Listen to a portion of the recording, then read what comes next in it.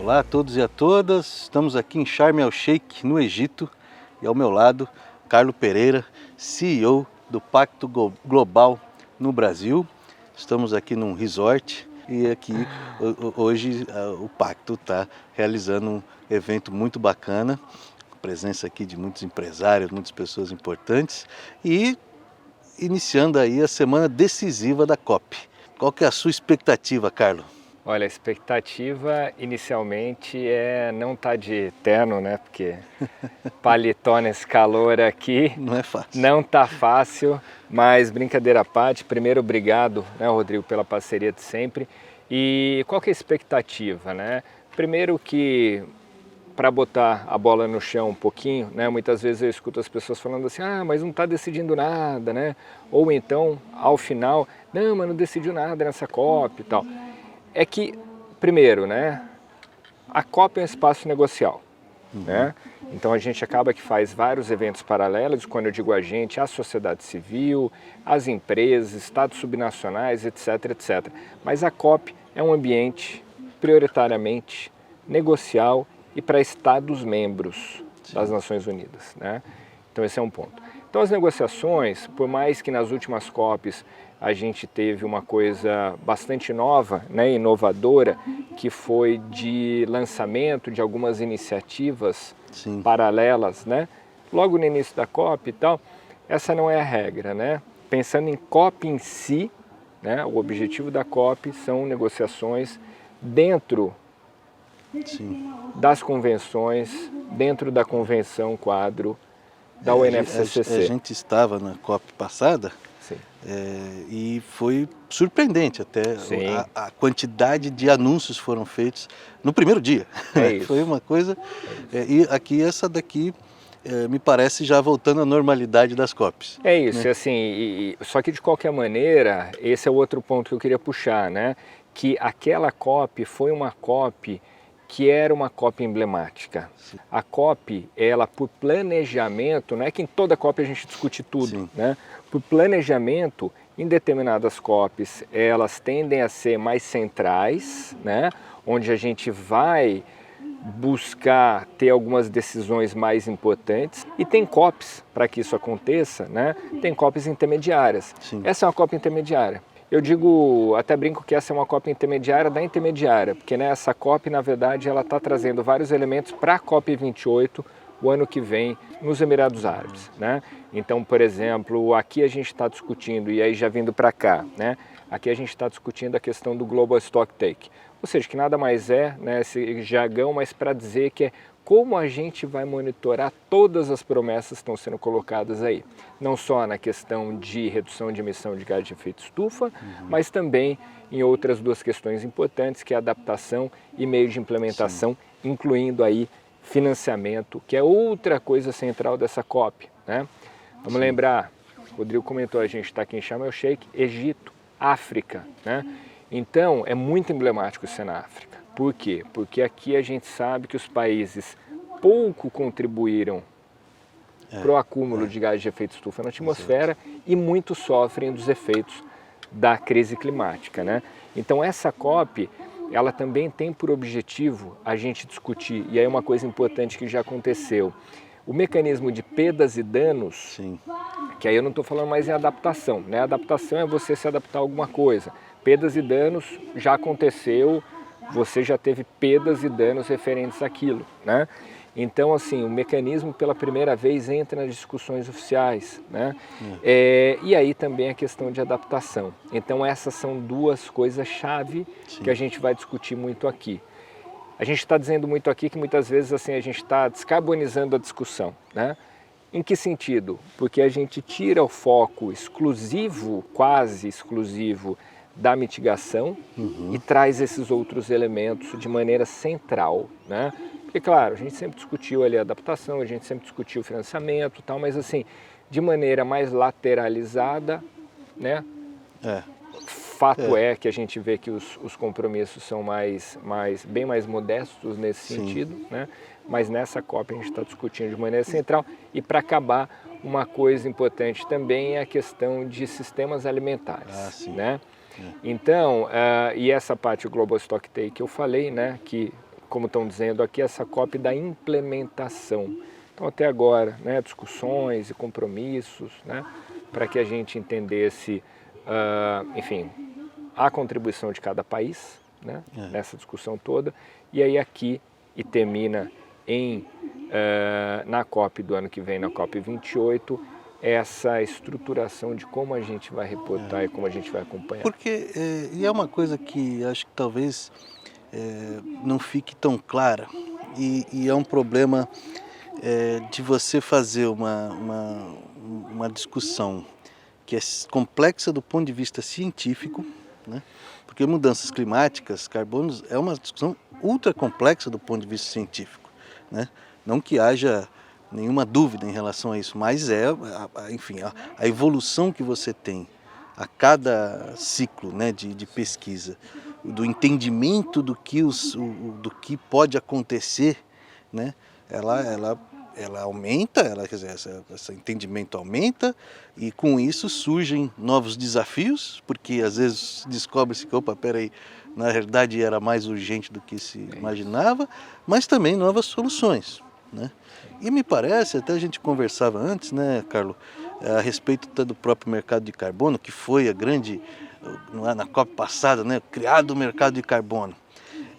Mas me parece que a coisa ganhou complexidade, ou seja, o mercado de carbono é um elemento que vai ajudar, né? Mas há toda uma complexidade de ações de mitigação, de adaptação e de compensação, vamos dizer assim, no ponto de vista financeiro, né? Que precisarão estar em curso em virtude do que vem vindo, né? Sim. E quando a gente está aqui nesse calor né, absurdo, eu fico imaginando, quer dizer... Apesar de ser inverno. Apesar de ser inverno, é óbvio que aqui realmente sempre é calor, né? Mas, quer dizer, você imaginar que alguns lugares passam a ter uma condição climática, isso me parece que vai acontecer, né? A ciência já diz isso, que vai ter uma condição climática em que as pessoas não podem ficar na rua como ficavam, né? Isso traz ali uma série de questões sociais, uma série de questões. E aí me parece que essa COP está muito discutindo isso. Bom, a gente precisa aumentar a complexidade e aí a gente precisa criar essas soluções. É isso. E até agradeço a oportunidade de comentar sobre isso, né, Rodrigo, que eu vejo no Brasil, e olhando aqui na perspectiva da discussão com empresas, né, muitos falar em crédito de carbono, mercado de carbono. E aí, gente, assim, essa é uma discussão dentro desse cenário todo menor, né? Ah, Carlos, você está dizendo que crédito de carbono, mercado de carbono é importante? Não é isso que eu estou dizendo, é muito importante. Mas é um mecanismo, né? E é um mecanismo, de novo, dentro de estudo, que tem por objetivo, né, muito de educar, tem por objetivo muito de transferir tecnologia, e tem por objetivo, claro, viabilizar algumas coisas, né? Mas entenda que o crédito de carbono, ele sempre foi visto como sendo a cereja do bolo, e não o bolo, né? Sim. Tem muitas outras coisas, mesmo com relação a financiamento, mesmo com relação a isso, a gente vê que o fluxo financeiro para a transição de uma economia de carbono neutro ou de baixo carbono, aí sim você tem um fluxo de financeiro massivo, né? O crédito de carbono é muito pequeno perto disso, né? Isso pensando em fluxo financeiro. Tem um outro lado, que claro, também tem a ver com dinheiro, por que não?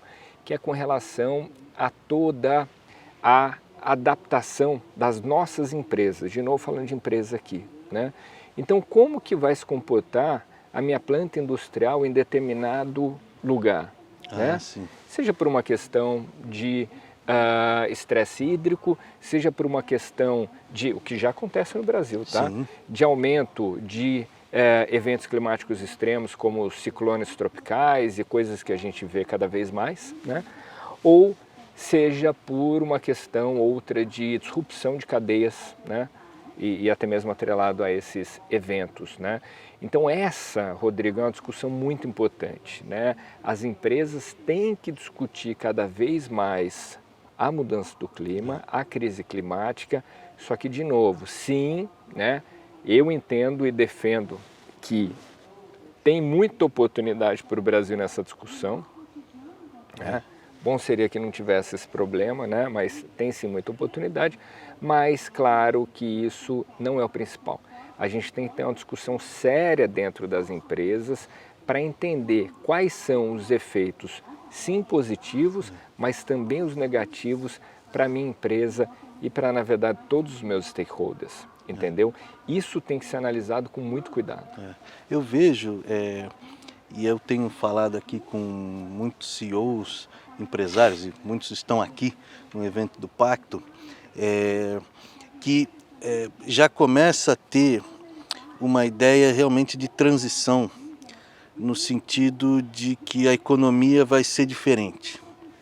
E aí a gente pega numa perspectiva global, né? A gente vê o que as empresas estão falando e o que as empresas estão querendo discutir, né? E é uma coisa que eu acho muito legal que o Pacto traz, é pioneiro nisso, que é a questão, por exemplo, do conhecimento tradicional, de como que você coloca isso de uma maneira justa na economia, o que muitas empresas fazem já, né? A gente tem até na Exame, a próxima edição que está chegando agora, nós temos uma matéria excelente da Marina Felipe com a Natura, mostrando como eles criaram ali uma bioeconomia, né? Um negócio baseado na bioeconomia, que é o futuro, inclusive, né, da Amazônia, e a gente coloca que é o futuro também da empresa, né, que é uma coisa com potencial muito grande. Mas eu vinha conversando com o pessoal aqui, e eles e até me falaram o seguinte: não, a Natura é óbvio. Nós estamos falando que uma Vale tá começando a enxergar que tem alguma coisa na bioeconomia. Aí você já falou, opa, peraí, né? Aí já estamos falando de uma mudança um pouco mais profunda, né? E aí que eu acho interessante essa discussão que é puxada muito pelo Pacto, né? De trazer o conhecimento ancestral, trazer os povos indígenas, né? Tá cheio de indígena aqui, que é um barato eles aqui na COP, e também falando muito assim, olha, ok, nós somos indígenas, mas nós queremos negociar com as empresas, nós queremos falar, nós queremos, né, colocar. Então eu acho que assim, o setor empresarial está começando a perceber que não é abraçar a árvore, embora a gente goste de abraçar a árvore, porque a árvore é legal, também. Mas não é isso, né? A gente está falando de uma nova onda de prosperidade, vamos dizer assim. Economia no futuro tem que ser uma economia, sem dúvida nenhuma, regenerativa e inclusiva. Assim, não tenha nenhuma dúvida com relação a isso, né? E aí o que a gente está vendo cada vez mais e ficando cada vez mais claro, né? Todos os relatórios que o PCC lança desde 1990, né? Eles têm se mostrado bastante conservadores, né? O que eu quero dizer com isso? Em 1990, projeção para os anos 2000. Aí você chega em 2000 e mede ali. Aí você vê o quão conservador foi o relatório do PCC, né? Isso a gente tem visto com todos os relatórios até agora, né? Ou seja, é conservador no sentido, né, negativo mesmo da coisa, que os efeitos estão cada vez maiores, né? E aí, Rodrigo, assim, o que a gente vê e que os relatórios trazem também é a questão dos nexos, né? Então, o nexo da mudança do clima com a questão hídrica, nexo da mudança do clima com a questão de biodiversidade, nexo com relação à diversidade, com relação à inclusão, com relação aos povos originários, tradicionais também, né? Então isso está cada vez mais claro, que a gente precisa engajar, mas engajar efetivamente, né? Não estou dizendo comunicar, engajar cada vez mais todas as pessoas, né? E o secretário-geral, há uns meses, ele falou que a gente está no Código Vermelho, né? E agora ele adicionou uma coisa a isso, dizendo que a gente está na estrada do inferno climático e com o pé no acelerador, né? E é isso que está acontecendo, é isso que está acontecendo de fato, né? Então, o que a gente tem que fazer, as empresas têm que fazer, isso que eu comentei, né? Tem que ter clareza do que está acontecendo, né? E, de novo, a gente tem que envolver todo mundo, né? É sim considerado um papel das empresas, para além da mitigação, ou seja, reduzir as suas emissões, mas é um papel esperado, principalmente, obviamente, das grandes empresas, de que tem um trabalho de adaptação não só nas suas operações, mas também um trabalho de apoio na adaptação de todos os seus stakeholders, né? O que eu sempre digo que, a gente até comentou isso ano passado também, né? Porque é fácil a gente esquecer, né? Fácil a gente esquecer, mas assim, vamos sempre lembrar que, né, os efeitos ainda super complicados da pandemia, que ainda não acabou, e no Brasil, inclusive, né, tá aí voltando a aquecer, que né, é uma crise ambiental, né? E que assim, ninguém tá comprovando isso, mas assim, por que não eventualmente atrelado até a crise climática? Sim, né? sim. Ou seja, que fez com que então esse vírus ele saísse do lugar onde ele convivia ali, espalhasse para outros lugares. Então uma crise ambiental que virou uma crise sanitária, que, né, gerou uma crise financeira e, por consequência, uma crise humanitária, né? Então, a gente tem que ter essa clareza. E crises de políticas, que né? isso, e crises políticas todas, né? Então, esse momento anticíclico da economia que a gente está vivendo, né, ela é o exemplo perfeito de tudo que a gente vai viver mais e mais nesse mundo de eventos climáticos extremos. Não, eu não tenho dúvida e é interessante mesmo você trazer essa questão da pandemia, porque ela permeia também quase todas as discussões de clima, né? E é claro, é o que a gente falou no começo, né? A ciência vai evoluindo, né? Eu acho que às vezes assim, tem essa impressão de que não, a ciência disse, então a ciência está dito. Sim, quando diz está dito, mas vai evoluindo e você vai descobrindo mais coisas. A própria questão da pandemia é isso, né? Quer dizer, se entende hoje que a questão climática foi muito relevante e eu acho que não só a questão climática, as mudanças climáticas, mas a questão, por exemplo, de perda de biodiversidade, né? Isso com certeza, isso eu acho que já né? Todo mundo entende que é fundamental. E aí é bom que trouxe essa questão econômica, porque a gente vem esse momento anticíclico, muitos incentivos por parte de diversos governos, com os Estados Unidos, com a Europa.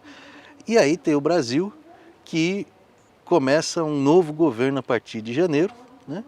E aí uma mudança relevante na política ambiental do governo, né? A gente é de se esperar uma mudança relevante na política ambiental do governo, que promete aí fazer, vamos dizer assim, fazer as pazes com o mundo, né, nessa questão.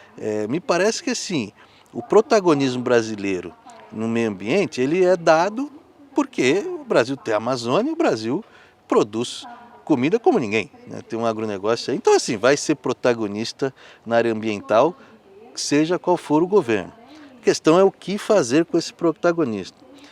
E aí me parece que há mais do que simplesmente dizer nós somos a favor do meio ambiente. Me parece que há a necessidade de implementação de políticas de fato e que conversem com essa nova realidade do setor privado. E eu senti aqui uma ansiedade do setor privado, né, de muitas empresas, de dizer, olha, nós queremos agora saber, né, como é que... Porque é isso que eu acho que é a mensagem, é que nós vamos entrar nessa agenda, mas queremos saber como que o governo entra com a gente, né? E como que a gente pode fazer. Do seu lado aí, como é que você enxerga esse novo momento e de que forma, né, o governo entra e faz com que, né, as empresas acabem aí sendo impulsionadas de uma vez para essa agenda? Sem dúvida, a gente tem várias camadas aí, né, Rodrigo? Eu acho que você bem trouxe alguns elementos importantes na sua pergunta mesmo, com relação a, por exemplo, expectativa de governo A, expectativa de governo B, né? A gente sabe, né, que pelo menos, enfim, em resultados passados, sem dúvida nenhuma, e no discurso, o governo que foi eleito, né, o presidente que foi eleito é um presidente mais afeito ao tema, né? Coisas importantes como desmatamento, né, que a gente sabe que reduziu muito, etc, etc, né? Ao mesmo tempo, também tem questões que a gente pode ver que não foram muito ao encontro dessa agenda, né? Então, no entanto, né, nas falas, inclusive na fala ali do discurso da vitória, né, foi colocado esses pontos, né? Foi colocada a questão do clima, foi colocada a questão da Amazônia, por exemplo, e vários outros aspectos estão sendo discutidos aqui. Então tem sim, como você comentou, uma grande ansiedade, até porque não expectativa, melhor dizendo, da comunidade internacional para com o governo que está entrando, né? Legal, isso é uma coisa, né? Uma camada. A outra camada é, de fato, como isso vai se transformar em políticas públicas para fomentar essa discussão. Porque uma coisa importante, né? Não adianta termos apenas a vocação natural. É isso. Isso é uma porcentagem muito grande da discussão, sem dúvida nenhuma, até porque se você não tiver fica muito mais difícil, né?